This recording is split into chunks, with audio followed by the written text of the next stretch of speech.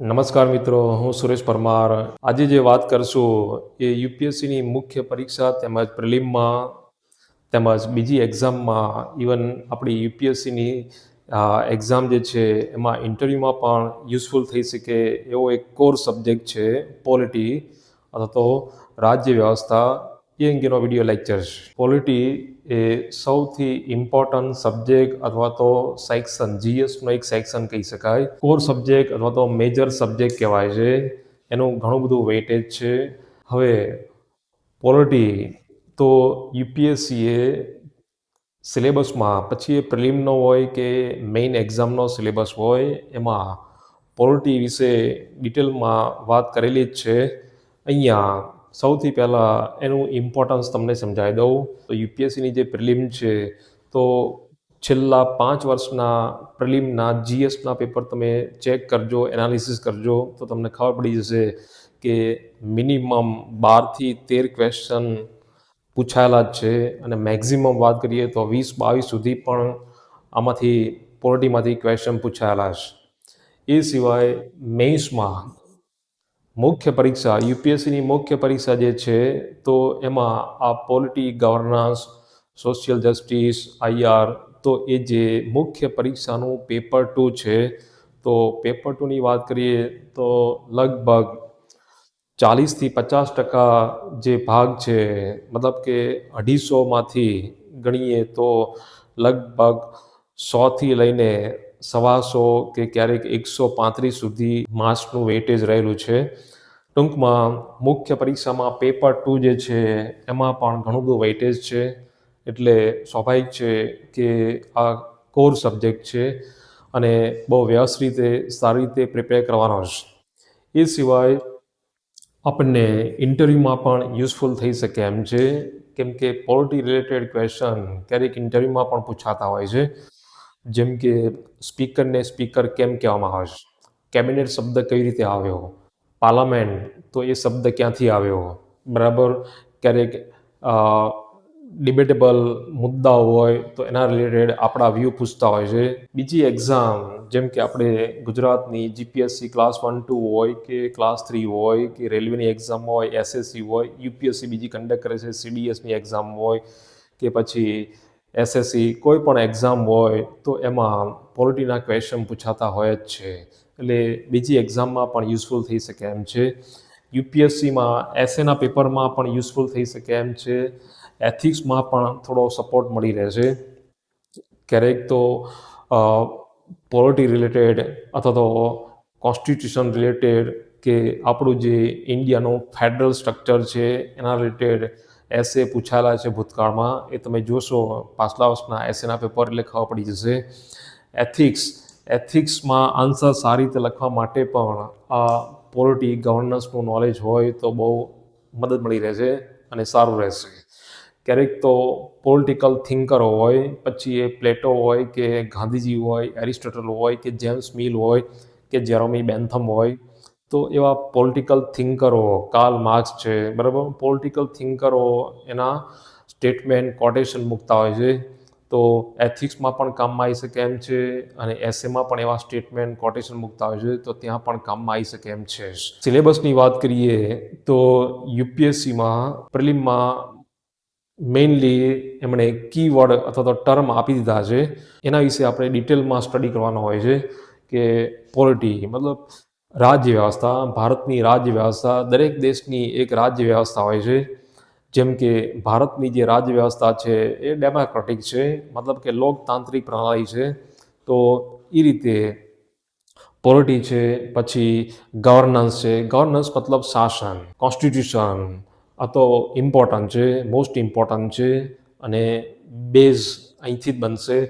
Constitution આપણું જે ભારતનું બંધારણ છે તો એ પણ પ્રિલિમમાં પણ છે અને મેઇન્સમાં બધું ડિટેલમાં છે, બરાબર. પંચાયતી રાજ, પછી પબ્લિક પોલિસી મતલબ કે જાહેર નીતિઓ મતલબ કે સરકારની નીતિઓ. આપણું જે સ્ટેટ છે એ વેલફેર સ્ટેટ છે, લોકોનું કલ્યાણકારી રાજ્યની વિભાવના આપણે સ્વીકારી છે. તો એ રીતે સરકાર લોકોના કલ્યાણ માટે, એમના વિકાસ માટે જાતની નીતિઓ અપનાવતી હોય છે. તો એ પણ આની અંદર આવી જાય છે. પંચાયતી રાજ તો એ તો પ્રાચીન ભારતથી આપણા દેશમાં હતું જ, પછી બંધારણમાં પણ સમાવવામાં આવ્યું છે.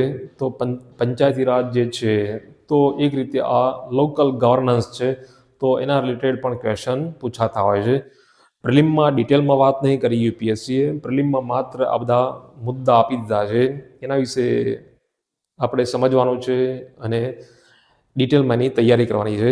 પ્રિલિમની વાત કરીએ તો પ્રિલિમમાં જે સિલેબસ છે એમાંથી ક્વેશ્ચનની વાત કરીએ તો મોટાભાગે કોન્સેપ્ચ્યુઅલ અને ફેક્ચ્યુઅલ મતલબ કે અહીંયા કોન્સ્ટિટ્યુશનમાંથી ક્યારેક આર્ટિકલ કે પછી કોઈ કમિટી રિલેટેડ કે પછી કોઈ કોન્સ્ટિટ્યુશનલ બોડી એના રિલેટેડ સ્ટેટિક કોન્સેપ્ચ્યુઅલ કે ફેક્ચ્યુઅલ ક્વેશ્ચન પૂછાતા હોય છે. પ્રિલિમ એ તમારો બેઝ કોન્સેપ્ટ તૈયાર કરી નાખે છે. આ બધું તમે પ્રિપેર કર્યું હશે. મુખ્ય પરીક્ષા એમાં પેપર 2 જીએસ પેપર 2 જે છે તો એમાં ડિટેલમાં આ બધા મુદ્દા વિશે અહીંયા ચર્ચા કરવામાં આવી છે. મેથ્સના સિલેબસમાં બહુ ડિટેલમાં હું જતો નથી, પણ મારી જે વેબસાઇટ છે shashwat.iasacademy.com ત્યાંથી તમે સિલેબસ પેપર્સ ડાઉનલોડ કરી શકો એમ છો. બુક લિસ્ટ પણ આપેલું છે જ. પણ શોર્ટમાં તમને કહી દઉં કે મેથ્સમાં ડિટેલમાં સિલેબસ છે, ઇન ડેપ્થ છે, એટલું જ નહીં કોન્સેપ્ટ કઈ રીતે છે તો એ પણ તમને ત્યાં ખબર પડી જશે. અને બીજું કે મોટાભાગે એપ્લાઇડ છે. આ એક રીતે જોઈએ તો સ્ટેટિક જો કે કરંટમાંથી પણ ક્વેશ્ચન પૂછાતા હોય છે, પણ મોટાભાગે આ સ્ટેટિક, જ્યારે આ જે છે એ એપ્લાઇડ વધારે છે. એ સિવાય મેથ્સમાં એક મુદ્દો એ પણ આપેલો છે, સિલેબસ જોશો એટલે ખબર પડી જશે કે ભારતનું જે બંધારણ છે કે રાજ્ય વ્યવસ્થા છે તો એની કમ્પેરિઝન બીજા દેશો સાથે તો એ પણ તમારા સિલેબસમાં છે જ. જેમ કે અમેરિકાનું બંધારણ અને ભારતનું બંધારણ, યુકેનું બંધારણ અને ભારતનું બંધારણ, ફ્રાન્સનું બંધારણ અને ભારતનું બંધારણ, તો એ રીતે તુલનાત્મક સ્ટડી પણ કરી શકાય એમ છે. અને એ મુદ્દો પણ અહીંયા છે જ. બરાબર. પણ ડિટેલમાં વાત નહીં કરતો, એ તમે મારી વેબસાઇટ ઉપરથી પણ જોઈ શકશો. રિસોર્સિસ બહુ ઇમ્પોર્ટન્ટ છે. યુપીએસસીની એક્ઝામ જે છે એમાં પોલિટિક્સ નહીં, કોઈ પણ સબ્જેક્ટ હોય તો એમાં તમારે ઓથેન્ટિક સોર્સિસનો ઉપયોગ કરવાનો છે. આ બહુ ઇમ્પોર્ટન્ટ છે, કેમ કે સફળતા માટે યુપીએસસીની ડિમાન્ડ પ્રમાણેના રિસોર્સિસ આપણી પાસે હોવા જોઈએ. બીજી વસ્તુ કે કોઈ પણ સબ્જેક્ટ હોય, પછી એ પોલિટી હોય કે હિસ્ટ્રી હોય કે પછી ઇકોનોમિક જ્યોગ્રાફી હોય, 2થી વધારે સોર્સનો ઉપયોગ ના કરશો, એનાથી ટાઈમ વેસ્ટ થાય છે અને ઉપર છેલ્લું નોલેજ મળે છે. જ્યારે યુપીએસસી હવે જે પેટર્ન થઈ છે છેલ્લા 3 વર્ષથી, તો બહુ ડીપમાં જઈને ક્વેશ્ચન પૂછી રહી છે. એટલે સ્વાભાવિક છે કે મેક્ઝિમમ રિવિઝન કરવું બહુ જરૂરી છે. એટલે કહેવાનો મતલબ એ છે કે યુપીએસસીનો સિલેબસ, એનો ટ્રેન્ડ, એનું નેચર, એ પ્રમાણે બુક્સ, મટીરિયલ, સોર્સિસ એ તમે કલેક્ટ કરી નાખો. રિસોર્સની વાત કરીએ તો સૌથી ઇમ્પોર્ટન્ટ જે છે એ એનસીઆરટી એટલા માટે કે એ આપણો બેઝ બનાવે છે. પોલિટીનો બેઝ બનાવવો હોય તો એનસીઆરટી બુક્સ મસ્ટ છે. એનાથી તમારા કોન્સેપ્ટ બેઝિક ક્લિયર થઈ જશે. એ પછી એડવાન્સ લેવલની બુકમાં આવવાનું હોય છે. અને એમાં પણ ઘણા લોકોનો ક્વેશ્ચન એ પણ હોય છે કે કયા ધોરણની, કયા સ્ટાન્ડર્ડની એનસીઆરટી બુક્સ વાંચવી. આમ તો 9માંથી લઈને 12મા ધોરણ સુધીની જે એનસીઆરટી છે એ બધી સારી જ છે, છતાં પણ ટાઈમનો અભાવ હોય તો 11th અને 12thની એનસીઆરટી તમારે એ વાંચવાની છે, સમજવાની છે અને પ્રિપેર કરવાનું છે. 9-10ની એનસીઆરટી નહીં વાંચો ચાલશે. તમે 11th અને 12th સ્ટાન્ડર્ડની એનસીઆરટી, એમાં ખાસ કરીને જે કોન્સ્ટિટ્યુશન એટ વર્ક જે છે અને પોલિટિકલ થિયરીઝ છે, તો એ એનસીઆરટી બેસ્ટ છે. એનસીઆરટી એ તમારો બેઝ બનાવશે, કોન્સેપ્ટ ક્લિયર કરી નાખશે અને એ પછી તમારે એડવાન્સ લેવલની બુક્સ ઉપર આવી જવાનું છે. ત્યારે ઘણા બધા કેન્ડિડેટ જે છે એ લક્ષ્મીકાંતની ઇન્ડિયન પોલિટી એનો ઉપયોગ કરે છે. સારી જ છે, પણ પ્રિલિમ માટે બરાબર છે. અને બીજું કે બધા જ ક્વેશ્ચન એમાંથી આવી જાય છે એની ગેરંટી નહીં. અમુક ક્વેશ્ચન, 5-7 ક્વેશ્ચન એ લક્ષ્મીકાંતની ઇન્ડિયન પોલિટીમાં મળતા નહીં, એ બહારથી પૂછાય છે, એ કદાચ એનસીઆરટીમાંથી મળી રહે અથવા તો બીજા અધર સોર્સિસમાંથી મળી રહે એમ છે. એ સિવાય માની લો કે તમારી પાસે કોઈ કોચિંગ ક્લાસનું મટીરિયલ હોય કે ટોપર્સની નોટ હોય તો એ રીતે પણ યુઝફુલ થઈ શકે એમ છે. એ સિવાય જો તમારી પાસે ટાઈમ હોય અને ડિટેલમાં જવું હોય, ડેપ્થમાં જવું હોય તો સેકન્ડ એઆરસી રિપોર્ટ જે છે, એઆરસી મતલબ administrative reform committees, second ARC ના જે રિપોર્ટ છે, ખાસ કરીને એમાં ગવર્નન્સ રિલેટેડ, પછી રાઇટ ટુ ઇન્ફોર્મેશન એના રિલેટેડ, પછી e governance related, smart governance related, તો એના રિલેટેડ જે પણ, પછી એડમિનિસ્ટ્રેટિવ એથિક્સ છે એના રિલેટેડ જે પણ રેકમેન્ડેશન છે એ તમે જોઈ લો તો ખાસ કરીને મેઇન્સમાં બહુ યુઝફુલ થશે અને એથિક્સમાં પણ કામમાં આવશે. ન્યૂઝપેપર, મેગઝીન એનો ઉપયોગ પણ કરી શકો, અથવા તો તમે ઓનલાઈન કોઈ યુટ્યુબ ચેનલ અથવા તો કોઈ ઓનલાઈન પ્લેટફોર્મ હોય તો એનો પણ ઉપયોગ કરી શકો એમ છો. નીતિ આયોગના રિપોર્ટ્સ તો એ પણ યુઝફુલ થઈ શકે એમ છે, કેમ કે સરકારી એક થિંક ટેન્ક છે અને એના રિપોર્ટ યુપીએસસી માન્ય રાખતી હોય છે. એટલે અને તમે કોટ પણ કરી શકો, ખાસ કરીને મેઇન્સમાં આન્સર રાઇટિંગમાં. એટલે નીતિ આયોગનો રિપોર્ટ જે છે તો એનો પણ ઉપયોગ કરી શકાય. એ સિવાય વિવિધ મંત્રાલયો, મિનિસ્ટ્રીઝ જે છે, જેમ કે લો મિનિસ્ટ્રી છે, બરાબર, તો વિવિધ મંત્રાલયો જે છે તો વિવિધ મંત્રાલયો એ પણ વાર્ષિક રિપોર્ટ બહાર પાડતા હોય છે, તો એનો ઉપયોગ પણ તમે કરી શકો, ખાસ કરીને મેઇન્સ માટે. એ સિવાય ગવર્મેન્ટની બીજી જે વેબસાઇટ હોય છે એનો ઉપયોગ પણ કરી શકાય એમ છે. સરકારી ખાસ કરીને મહત્વપૂર્ણ જે સંસ્થાઓ હોય છે, વિદેશી સંસ્થાઓ હોય છે, એના રિપોર્ટ પણ ઇમ્પોર્ટન્ટ હોય છે, જેમ કે યુએનડીપીનો રિપોર્ટ છે, પછી WHO હુનો રિપોર્ટ છે, યુનેસ્કો યુનિસેફનો રિપોર્ટ છે, બીજી પણ સંસ્થાઓ છે. જાત જાતના ઇન્ડેક્સ પણ હોય છે, જેમ કે પોવર્ટી ઇન્ડેક્સ, હંગર ઇન્ડેક્સ, તો એ બધી વિદેશી સંસ્થાઓ એ રિપોર્ટ બહાર પાડતા હોય છે, તો એનો પણ ઉપયોગ કરી શકો એમ છો. એ સિવાય કોચિંગ ક્લાસનું મટીરિયલ અથવા તો ટોપર્સની નોટ એનો પણ ઉપયોગ કરી શકાય એમ છે. પણ ટોપર્સની નોટ હું તમને કહી દઉં, યુપીએસસીનો દરેક કેન્ડિડેટ નોટ મેકિંગ કરે છે ત્યારે એ પોતાની સમજ પ્રમાણે અને જરૂરિયાત પ્રમાણે નોટ્સ બનાવતા હોય છે. એટલે સૌથી બેસ્ટ વે એ છે કે તમે ખુદ જાતે તમારી સમજ પ્રમાણે, જરૂરિયાત પ્રમાણે નોટ બનાવો તો બહુ સારું છે. એ સિવાય કોચિંગ ક્લાસનું મટીરિયલ તો એનો પણ ઉપયોગ કરી શકાય એમ છે, પણ મટીરિયલ ઉપર પછી આવજો. સૌથી પહેલાં બેઝિક સોર્સિસ જે છે એનો ઉપયોગ કરો, એમાંથી પ્રિપેર કરો અને પછી પોતાની નોટ્સ જાતે બનાવો, તો મારી દૃષ્ટિએ એ વધારે બેનિફિટ થશે, યુઝફુલ થશે. ટૂંકમાં હું તમને કહી દઉં, રિસોર્સિસની વાત કરીએ તો આ બે રિસોર્સિસ એનો ઉપયોગ પહેલાં કરવાનો છે. એક તો એનસીઆરટી બુક્સ, એમાં પણ 11th 12thની બુક્સ, પછી Indian polity by M Laxmikanth. તો આ બે સોર્સ જે છે એનો ઉપયોગ પહેલાં કરજો, એમાંથી જ પ્રિપેર કરજો. અને પછી ખાસ કરીને મેઇન્સ માટે અમુક જે મુદ્દાઓ છે તો એ માટે તમે આ બધાનો ઉપયોગ કરી શકો, અથવા તો કોઈ કોચિંગ ક્લાસનું મટીરિયલ તો એનો પણ ઉપયોગ કરી શકાય. એ સિવાય જો તમારી પાસે ટાઈમ હોય તો ખાસ કરીને એ અમે યુઝ કરતા હતા ઇન્ડિયન પાર્લામેન્ટ, ભારતીય સંસદ વિશે એક મહત્વપૂર્ણ બુક છે અને ઓથેન્ટિક છે અને કોન્સેપ્ચ્યુઅલ પ્લસ ફેક્ચ્યુઅલ બંને રીતે યુઝફુલ થઈ શકે એમ છે. એમાં અમુક બાબતો એવી છે કે લક્ષ્મીકાંતની બુકમાં, ઇન્ડિયન પોલિટીમાં પણ નથી. અને એ જે બુક છે એ સુભાષ કશ્યપની છે, ભારતીય સંસદ. એ સિવાય વધારે કોન્સેપ્ચ્યુઅલ ક્લેરિટી માટે જો તમારે યુઝ કરવું હોય તો Indian constitution by DD Basu, તો એનો પણ ઉપયોગ કરી શકાય એમ છે. પરંતુ અહીંયા હું કહી દઈશ, ટાઈમ હોય તો જ એમાંથી તમારે પ્રિપેર કરવાનું. બાકી NCERT, Indian polity by Laxmikanth, અને એ પછી મેઇન્સ માટે અમુક જે મુદ્દાઓ છે તો એ માટે કોચિંગ ક્લાસનું મટીરિયલ કે પછી કોઈ ટોપર્સની નોટ એનો ઉપયોગ કરી શકો એમ છો.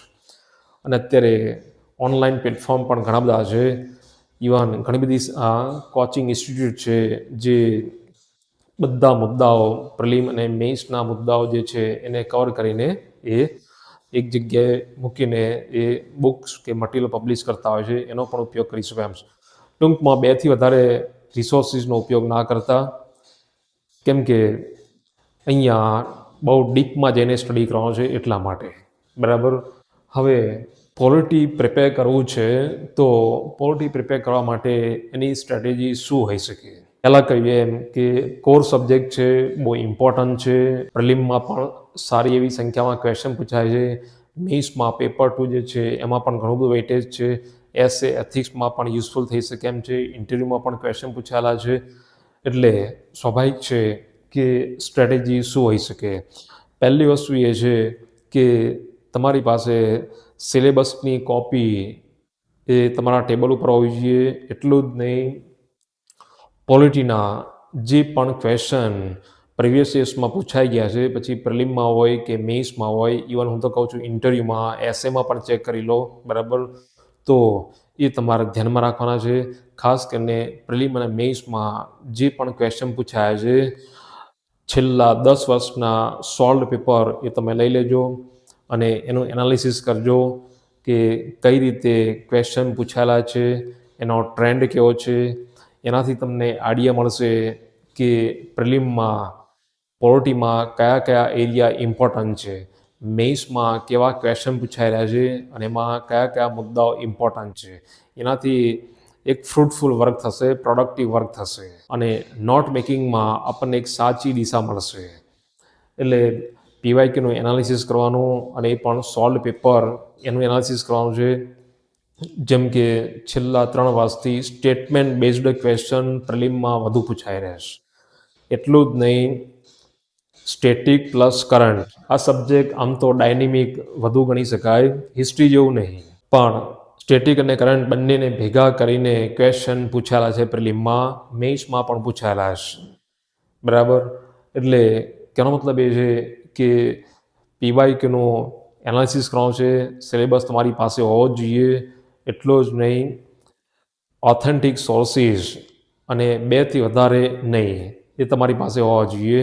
બીજું, તમે એક કામ એ કરજો કે પહેલાં તો એનસીઆરટી બરાબર સમજી જવાનું, વાંચી નાખવાની, પ્રિપેર કરવાની. એ પછી જે એડવાન્સ લેવલની બુક જે છે કે મટીરિયલ છે એના પર આવવાનું. સૌથી પહેલાં એનસીઆરટી વાંચશો એટલે તમારો એક બેઝ કોન્સેપ્ટ તૈયાર થઈ જશે. એ પછી જ્યારે એડવાન્સ લેવલની બુક વાંચો ત્યારે એને જોડે રાખીને વાંચજો. એનાથી જેમ કે એનસીઆરટીમાં પાર્લામેન્ટ વિશે વાત કરેલી હોય કે એક્ઝિક્યુટિવ કે જ્યુડિશરી વિશે વાત કરી હોય, તો પછી એમ લક્ષ્મીકાંતની બુકમાં પાર્લામેન્ટ વિશે તમે જોઈ લો, પ્રેસિડેન્ટ સ્પીકર વિશે જોઈ લો, તો તમને વધારે અન્ડરસ્ટેન્ડિંગ થશે અને એનો ઘણો બધો ફાયદો થશે. બીજું કે પોલિટીમાં સિલેબસને ડીકોડ કરી નાખજો, વ્યવસ્થિત રીતે સમજી લેજો. મતલબ કે જ્યારે પણ તમે નોટ બનાવો એનસીઆરટી કે પછી એડવાન્સ લેવલની બુક્સ કે મટીરિયલમાંથી જ્યારે તમે પોતાની નોટ બનાવો ત્યારે સિલેબસ અને સોલ્ડ પીવાયક્યુ જોડે રાખવાના. પ્રિલિમ અને મેઇન્સની તૈયારી જોડે જ હોય છે. પ્રિલિમમાં જે ટોપિક છે એ બધા ટોપિક, પોલિટીના બધા ટોપિક એ મેઇન્સમાં પણ છે. એટલે પ્રિલિમની અલગથી તૈયારી ના હોય કે અલગથી નોટ ના બનાવવાની હોય, એક જ કમ્બાઇન્ડ નોટ બનાવવાની છે જે પ્રિલિમમાં પણ કામમાં આવી શકે, મેઇન્સમાં પણ કામમાં આવી શકે. પણ ડીકોડિંગ ઓફ સિલેબસ પોલિટીમાં બહુ ઇમ્પોર્ટન્ટ છે, કેમ કે આ એક રીતે કાયદા જેવું છે, ખાસ કરીને કોન્સ્ટિટ્યુશન. બરાબર. એટલે સિલેબસનો દરેકે દરેક ટોપિક પકડો. જેમ કે પબ્લિક પોલિસી, તો વોટ ઇઝ પબ્લિક પોલિસી? અને એ સરકારી નીતિ, તો સરકારી નીતિ શું છે, એ કોણ બનાવે છે, એનું ઇમ્પોર્ટન્સ શું છે, એનું અમલીકરણ, ઇમ્પ્લિમેન્ટેશન કોણ કરે છે, એ કઈ બોડી છે, કઈ કઈ સંસ્થાઓ એમાં ઇન્વોલ્વ થાય છે, એનું મિકેનિઝમ કેવું છે, એના પડકારો, ચેલેન્જીસ કયા કયા છે, એનું સોલ્યુશન શું હોઈ શકે. મતલબ એક જ જગ્યાએ તમે નોટ બનાવો. એ જ રીતે ગવર્નન્સ, તો વોટ ઇઝ ગવર્નન્સ? ગવર્નન્સના કયા કયા મોડેલ હોય છે, ગુડ ગવર્નન્સ શું છે, ઈ ગવર્નન્સ અથવા ડિજિટલ ગવર્નન્સ શું છે અને સરકાર જે પણ નીતિ બનાવતી હોય છે એનું ઇમ્પ્લિમેન્ટેશન એ સિવિલ સર્વન્ટ એટલે કે બ્યુરોક્રેસી કરતી હોય છે. તો છે જ મેઇન્સમાં એક મુદ્દો છે જ role of civil services in democracy. તો એ બ્યુરોક્રેસી તો એ શું છે? એ રીતે ગવર્નન્સની સાથે સાથે પ્રશાસન એટલે કે એડમિનિસ્ટ્રેશન એ પણ આવી જાય છે. તો એ રીતે તમે નોટ મેકિંગ કરતા જાઓ. ટૂંકમાં દરેકે દરેક જે સિલેબસનો ટોપિક છે એના વિશે તમારે ડિટેલમાં નોટ બનાવવાની છે. આ મારી સલાહ છે. એ સિવાય ખાસ કરીને દરેક ટોપિક ઉપર મિનિમમ 6 ડાયમેન્શન તમારે તૈયાર કરી નાખવાના છે. સિલેબસનો જે પણ ટોપિક હોય, જેમ કે પંચાયતી રાજ, તો પંચાયતી રાજ શું છે, મૂળ બંધારણમાં હતું કે નહીં, કે પાછળથી લાવવામાં આવ્યું, કે 73મો 74મો સુધારો, તો અમેન્ડમેન્ટ શું છે, તો એ માટેની કમિટીઓ કઈ કઈ હતી, અત્યારની સ્થિતિ કેવી છે, અને એનાથી શું લાભ થયો છે, એનું ફ્યુચર કેવું છે, જે પણ સમસ્યાઓ છે એનું સોલ્યુશન કેવું, કઈ રીતે લાવી શકાય. ટૂંકમાં બધા ડાયમેન્શન ઉપર વિચાર કરજો. સિલેબસનો જે પણ ટોપિક છે પોલિટીનો, પછી એ પ્રિલિમનો ટોપિક હોય કે મેઇન્સનો ટોપિક હોય, દરેક ટોપિક ઉપર ઓછામાં ઓછા 6 ડાયમેન્શન, પછી સામાજિક હોય, આર્થિક હોય, રાજકીય હોય, બંધારણીય હોય, કે પછી કોઈ બીજી રીતે હોય, મિનિમમ 6 ડાયમેન્શન તમારે તૈયાર રાખવાના છે, જેથી કરીને મેઇન્સમાં સારો સ્કોર કરી શકાય. બરાબર. હવે પોલિટી હિસ્ટ્રી જેવું નહીં. પોલિટી એક રીતે static plus current dynamic subject છે.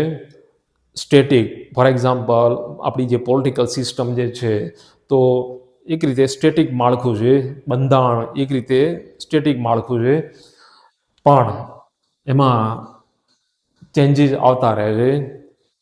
એટલે પોલિટીમાં પછી એ પ્રેમના ક્વેશ્ચન હોય, કે મેઇન્સના ક્વેશ્ચન હોય, કે એસે હોય, ઇન્ટરવ્યૂ હોય, તો તમારે બંને સાથે રાખીને તૈયારી કરવાની છે. મતલબ કે ક્યાંય પણ પોલિટિકલ ઇસ્યુઝ હોય કે કોન્સ્ટિટ્યુશનલ ઇસ્યુઝ થયા હોય, જેમ કે સેન્ટર અને સ્ટેટ રિલેશન, તો એમાં ઘણા બધા ઇસ્યુ આવતા હોય છે. ગવર્નરનો રોલ એ હંમેશા વિવાદાસ્પદ રહેલો છે. એ સિવાય સ્પીકરની ભૂમિકા તો કરંટમાં ઘણું બધું આવતું હોય છે. સુપ્રીમ કોર્ટના ચુકાદાઓ એ પણ જોઈ શકો એમ છો. ખાસ કરીને ફંડામેન્ટલ રાઇટ્સ અને સેન્ટર સ્ટેટ રિલેશન, પછી આંતરરાજ્ય વિવાદો, તો એના રિલેટેડ જે વર્ડિક છે, સુપ્રીમ કોર્ટના ચુકાદાઓ છે, તો એ તમારે તૈયાર કરવાના જ છે. અને પ્રિલિમમાં તો ડિસ્ક્રિપ્ટિવ નથી, પણ મેઇન્સમાં લખવાનું હોય છે. કરંટ જ નહીં આપો તો મેઇન્સમાં સારા માર્ક્સ નહીં મળે. આ ખાસ તમારે ધ્યાનમાં રાખવાનું છે. એટલે મેઇન્સ આખી એપ્લાઇડ જ છે. એટલે મેઇન્સમાં જ્યાં પણ પોલિટીનો આન્સર લખવાનો હોય, કે ગવર્નન્સ રિલેટેડ હોય, કે સોશિયલ જસ્ટિસ હોય, કે પછી પંચાયતી રાજ કે સિવિલ સર્વિસની વાત હોય, કરંટ જ કમ્પલસરી આપવો જ પડશે. બરાબર. એટલે એ પણ તમારે ધ્યાનમાં રાખવાનું છે કે કરંટમાં શું શું ચેન્જીસ થઈ રહ્યા છે, એ અહીંયા કનેક્ટ કરી દેવાનું છે. હવે તુલનાત્મક સ્ટડી કરો તો બહુ સારું છે. પોલિટી આમ તો આખી યુપીએસસીને લાગુ પડે છે. મેઇન્સમાં તમારો આન્સર પછી ઓપ્શનલ હોય કે જીએસ હોય, કમ્પેરેટિવ આન્સર એ તમારા આન્સરને મૌલિક બનાવે છે. એટલું જ નહીં, એનાથી વધારે માર્ક્સ પણ મળી શકે એમ છે. જેમ કે અહીંયા ભારતમાં સેક્યુલરિઝમ એની ચર્ચા કરતા હોઈએ, તો તમે એ ફ્રાન્સના બંધારણમાં સેક્યુલરિઝમ, તો એની સાથે પણ લિંક કરી શકો, કનેક્ટ કરી શકો. એટલું જ નહીં, અહીંયા આપણી જે લોકલ ગવર્નન્સ છે, પંચાયત પ્રણાલી છે, તો હિસ્ટ્રી સાથે પણ તમે કનેક્ટ કરી શકો એમ છે. પ્રાચીન ભારતમાં જેમ કે મલ્લ ગણરાજ્ય, પછી શાક્ય કુળનું ગણરાજ્ય, તો એ રીતે ગણતાંત્રિક પ્રણાલી પણ હતી જ. બરાબર. પણ આધુનિક વિશ્વની વાત કરીએ તો ખાસ કરીને આ મારી સલાહ છે, અને સિલેબસમાં અને પીવાયક્યુમાં એમાંથી ક્વેશ્ચન આવેલા જ છે. ખાસ કરીને એક તો અમેરિકાનું કોન્સ્ટિટ્યુશન છે, પછી ફ્રાન્સનું કોન્સ્ટિટ્યુશન છે, પછી યુકેનું કોન્સ્ટિટ્યુશન છે, એની સાથે તુલના કરી દો તો બહુ સારું છે, કેમ કે એનો પ્રભાવ આપણા બંધારણ ઉપર ઘણો પડેલો છે. એ સિવાય ખાસ કરીને મોડર્ન ઇન્ડિયા હિસ્ટ્રી અને પોલિટી બંને જોડે વાંચો તો બહુ સારું છે. કોઈ પણ દેશનું બંધારણ જે છે ઐતિહાસિક પ્રક્રિયાનું પરિણામ હોય છે, એક પ્રકારનું ઇવોલ્યુશન હોય છે. જેમ કે આપણું ભારતનું જે બંધારણ છે, તો ભારતીય ઇતિહાસ એની એક લાંબા ગાળાની પ્રક્રિયા એનું પરિણામ છે, ઇવોલ્યુશન છે. મોડર્ન ઇન્ડિયા સાથે કનેક્ટ કરી શકાય એમ છે, ખાસ કરીને ગવર્મેન્ટ ઓફ ઇન્ડિયા એક્ટ 1935નો જે ભારત સરકારનો કાયદો હતો, એટલે કે બ્રિટિશ ઇન્ડિયા, તો એનો પ્રભાવ આપણા બંધારણ ઉપર વ્યાપક સ્તરે જોઈ શકાય એમ છે. બરાબર. ટૂંકમાં તુલનાત્મક સ્ટડી કરો, પ્રિપેર કરો તો બહુ સારું છે. અને મેઇન્સમાં પણ આ રીતે કમ્પેરેટિવલી આન્સર લખો તો બહુ સારું છે. આન્સર રાઇટિંગમાં એટલે કે મેઇન્સમાં એ તમે ધ્યાન રાખજો કે તમારા આન્સરમાં એક તો કરંટ સિચ્યુએશન કેવી છે તો એ તમારે લખવું જ પડશે. એ સિવાય દરેક સબ્જેક્ટની ટર્મિનોલોજી હોય છે. પછી એ હિસ્ટ્રી હોય, સાયન્સ હોય, ઇકોનોમી હોય કે પોલિટી હોય. ખાસ કરીને પોલિટી ગવર્નન્સ એ મેઇન્સમાં પેપર 2, GS પેપર 2 એના આન્સર રાઇટિંગમાં તમે એ ખાસ ધ્યાન રાખજો કે અમુક પોલિટિકલ ટર્મ્સ, કોન્સ્ટિટ્યુશનલ ટર્મ્સ આવવા જ જોઈએ. તો એનાથી તમારો આન્સર ઘણો સારો બનશે અને મૌલિક પણ બનશે. રિવિઝન એ બહુ જ ઇમ્પોર્ટન્ટ છે. મિનિમમ 3 વખત રિવિઝન થવું જ જોઈએ, તો જ તમારા આન્સરમાં ડેપ્થ આવશે. એટલું જ નહીં, પ્રિલિમમાં જે પણ સ્ટેટમેન્ટ મૂક્યું હોય કે જે પણ ક્વેશ્ચન પૂછ્યો હોય તો એને તમે વધારે સારી રીતે સમજી શકશો અને સાચો જવાબ માર્ક કરી શકશો અને મેઇન્સમાં લખી શકશો. બરાબર. એ સિવાય પ્રેક્ટિસ તો કરવાની જ છે. પ્રેક્ટિસ કઈ રીતે કરવી તો એનસીઆરટીના દરેક ચેપ્ટરની પાછળ ઓબ્જેક્ટિવ ક્વેશ્ચન, ડિસ્ક્રિપ્ટિવ ક્વેશ્ચન આપેલા જ છે, એની પ્રેક્ટિસ કરો. પીવાયક્યુ એની પ્રેક્ટિસ કરો. પછી કોઈ બુક્સ કે મટીરિયલ હોય જે તમે પરચેઝ કર્યું હોય તો એમાં ક્વેશ્ચન હોય તો એની પ્રેક્ટિસ કરો. બરાબર. એ પછી મોક્સ, કોઈ કોચિંગ ઇન્સ્ટિટ્યૂટ હોય તો એના મોક્સ આપો તો બહુ સારું રહેશે. પછી એ પ્રેમના હોય કે મેઇન્સના હોય, ઓનલાઈન ઘણા બધા અવેલેબલ છે જ. બરાબર. એનાથી આપણને ખબર પડશે કે આપણી પ્રિપરેશનની દિશા સાચી છે અને આપણું લેવલ કેટલું છે. એટલે આ રીતે સ્ટ્રેટેજી છે અને આ રીતે પોલિટીનો સ્ટડી તેમજ પ્રિપેરેશન તમારે કરવાની છે. કોઈ પણ ડાઉટ હોય, કન્ફ્યુઝન હોય, કંઈ ડિફિકલ્ટી હોય તો તમે મારો કોન્ટેક્ટ કરી શકો એમ છો. All the best. Thank you very much.